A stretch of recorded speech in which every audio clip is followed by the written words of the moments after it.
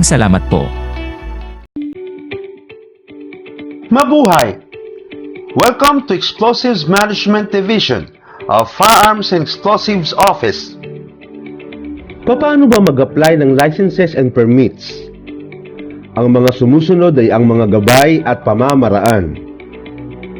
Step 1. The applicant proceeds to second floor CSG One-Stop Shop building, where the EMD receiving area is located for submission of documents or requirements properly fastened in a folder with tabbings to include copy of Secretary's Certificate if licensee, copy of SPA from the licensee if authorized representative.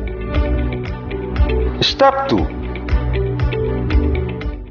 The briefer or verifier checks the completeness, validity, and correctness of documents submitted by the applicant. If the documents submitted have correction, lacking, incomplete, issuance of pre-evaluation form indicating lacking requirements, or documents to be complied with, bearing the date when evaluated, and signed by the briefer or verifier. If the documents submitted incurred penalties or surcharges, it will be forwarded to Special Concern Section for the assessment and computation of fines.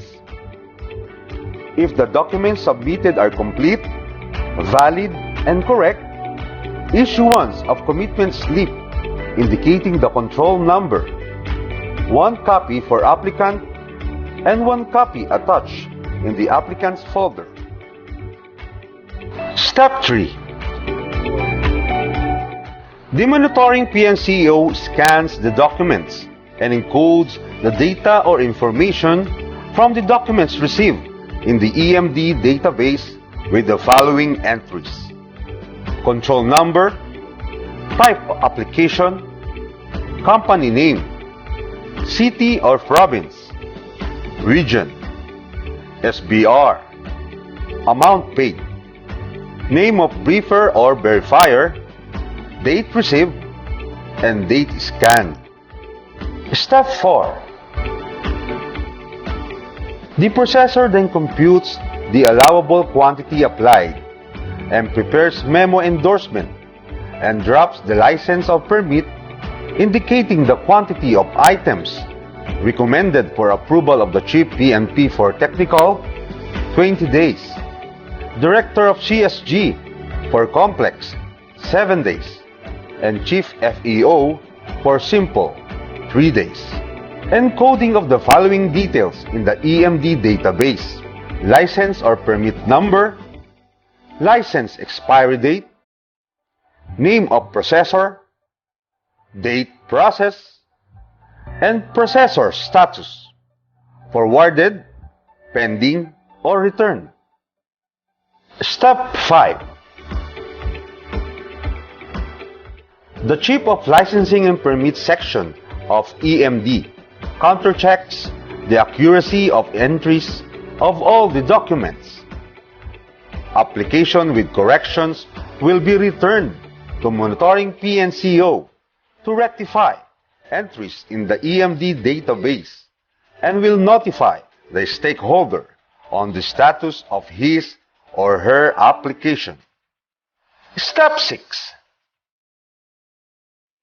The Chief EMD counterchecks and approves the application and affixes his signature in the endorsement memo to Chief FEO for simple, 3 days, to Director of CSG for complex, 7 days, and further endorsement to Chief PNP for their further approval. Step 7. The Chief FEO signs the licenses and permits for simple, 3 days, countersigns the licenses and permits for complex, 7 days, to be signed by the Director of CSG, and signs on the endorsement memo for Director of CSG for further endorsement to Chief PNP for technical, 20 days, applications. Step 8. The monitoring PNCO encodes the approved license or permit in the EMD database recording system and forwards the same to releasing PNCO. Step 9. The releasing PNCO sends SMS and/or calls the applicant, informing that his or her application was approved and that the license or permit is ready for release. Naway nakatulong at naging gabay kami sa inyong mga applications. Maraming salamat po.